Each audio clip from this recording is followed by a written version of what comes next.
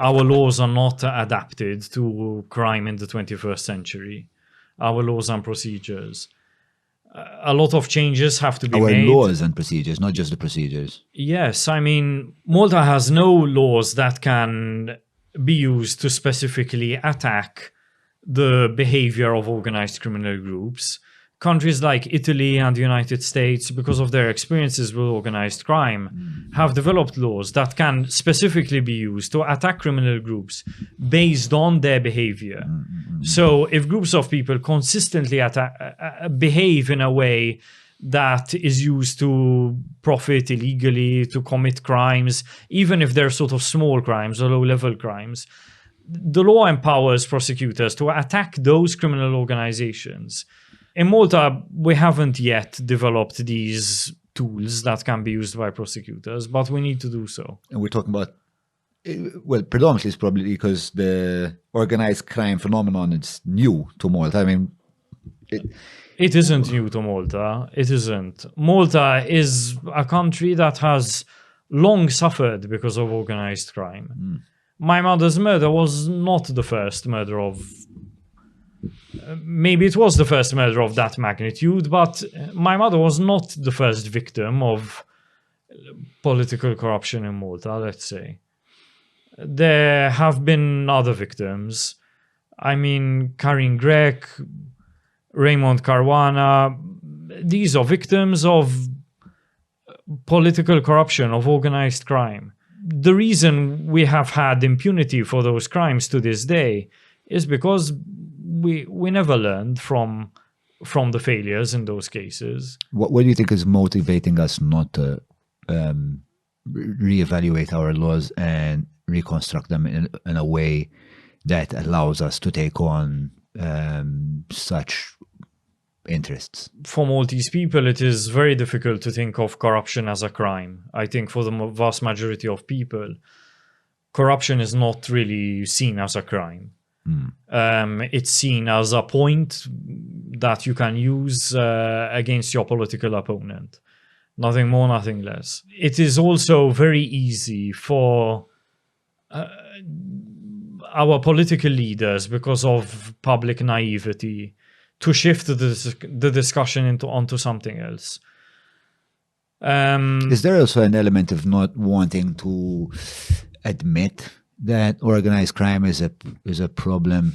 Like, once you put that in front and center in public discourse, you're saying that you're running a very particular kind of country, especially a country the size of Malta that is so small.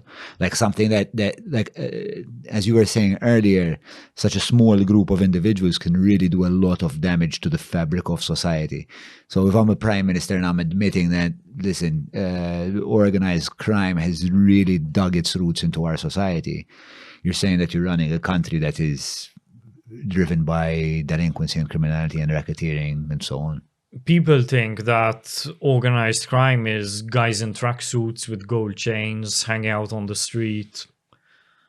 It's not really like that. I mean, there are people like that involved in organized crime, but they're, let's say, the cliché. The reality of organized crime nowadays is that it involves guys in suits. It involves lawyers, accountants, PR people, government officials, bankers. It takes an entire economy, an entire market of services for an organized criminal group to operate. The sort of low-level people like the hitmen involved in my mother's murder are really the guys at the bottom of the chain of command.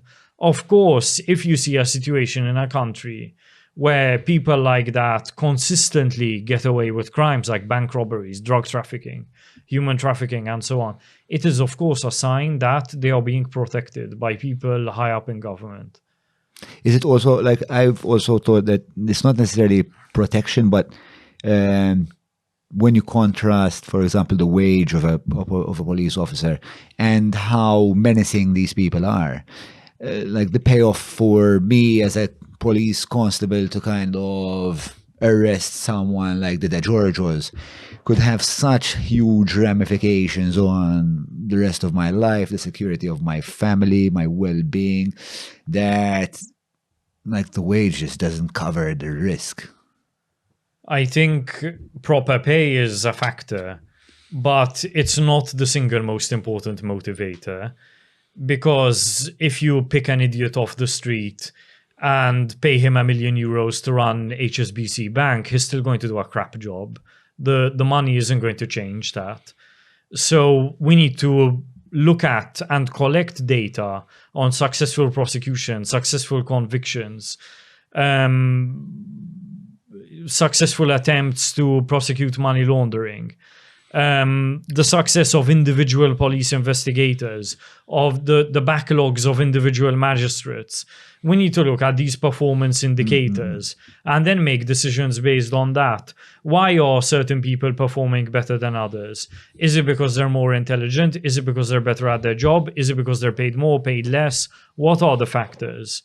Of course, we need to look at these things. So what I'm getting from you is that you actually have quite a bit of faith in the volition of the justice system. Like, there are people in there that really want to do a good job. However, perhaps the laws don't allow them to be confident enough to get a successful prosecution. Perhaps they're under-resourced. You mentioned the magistrates being overworked, like too many, like the caseload is ridiculous. I've heard this before. What needs to be done, do you think? Like, where do we start? Because it sounds like a bit of a clusterfuck. Like, perhaps we can start discussing what can be done in the law specifically. It's not entirely fair to put all of the blame on Maltese investigators. One, because there are a number of people who are doing excellent work. And two, because the fact that Malta is a microscopic country is never going to change, whether we like it or not. And whatever our visions of grandeur for our country are, we are always going to have a small diplomatic service. We are always going to have a relatively small government budget. So we depend on international tools, on international mechanisms, in order to properly fight the corruption and money laundering of which we are victims, of which the country is a victim. So we depend on changes at the European level too. European institutions need to be strengthened to fight cross-border organized crime and corruption, because look at the corruption that my mother was investigating. It involved bank transfers from Latvia, the United Arab Emirates, companies in Panama, trusts in New Zealand. It's extremely difficult for a police force the size of Malta's to gather evidence from all of these different jurisdictions. We don't even have embassies in many of these places. We really need to also strengthen European authorities, European institutions, develop European authorities that can sort of have Malta's back, have Malta's interests at heart. I mean, not specifically Malta, but the interests of small countries like Malta. And are you talking about like things like task forces that would, in the event of such elaborate crimes, be sent down to smaller states that perhaps do not have the resources? Are you talking about better access between states, like better sharing of information? How complicated is that, the sharing of information? My family has called for Europe to take a serious look at setting up a European FBI, because we believe that cross efforts at a European level to fight organized crime and money laundering have so far explain European FBI not for been a success. People that don't understand like the role of the FBI, like how would the FBI come into the hierarchy of policing in America? The United States is a country made up of different states, right? You have Texas, California, New York, whatever. Before the creation of the FBI, very early in the country's history, if I committed a crime in New York and ran off to California, it was very easy for me to get away with that crime. Only after the creation of the FBI that the United States properly got the tools that it needed to stop this kind of activity, where someone would commit a crime in one state and run off to another state, or bribe a politician in one state from the safety of another state. The creation of the FBI acted as a kind of deterrent for the people who are doing that kind of thing. So the FBI is basically the Federal Bureau of Investigation, and so they would have jurisdiction over all states.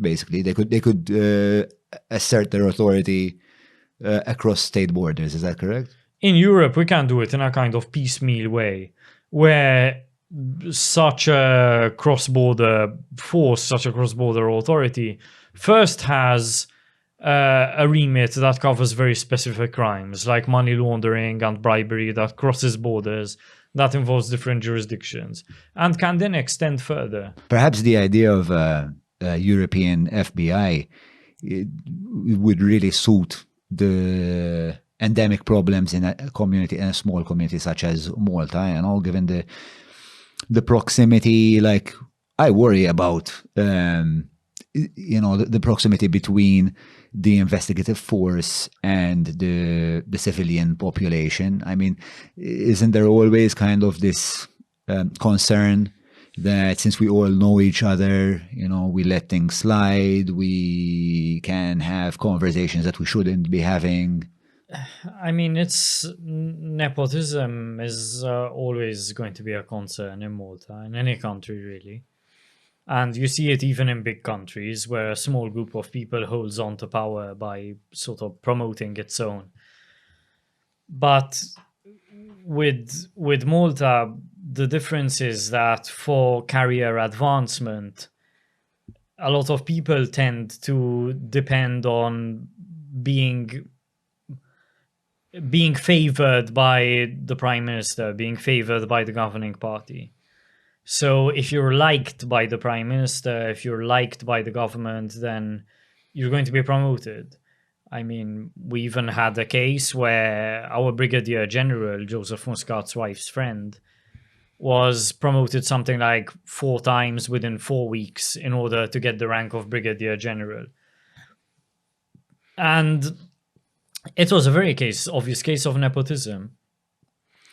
But I guess the majority of people simply accepted it as the way things are here, because they saw no other possibility for career advancement. This is why, to me, the creation of independent authorities not only gives us an opportunity to have greater accountability, but also gives people more opportunities for career advancement.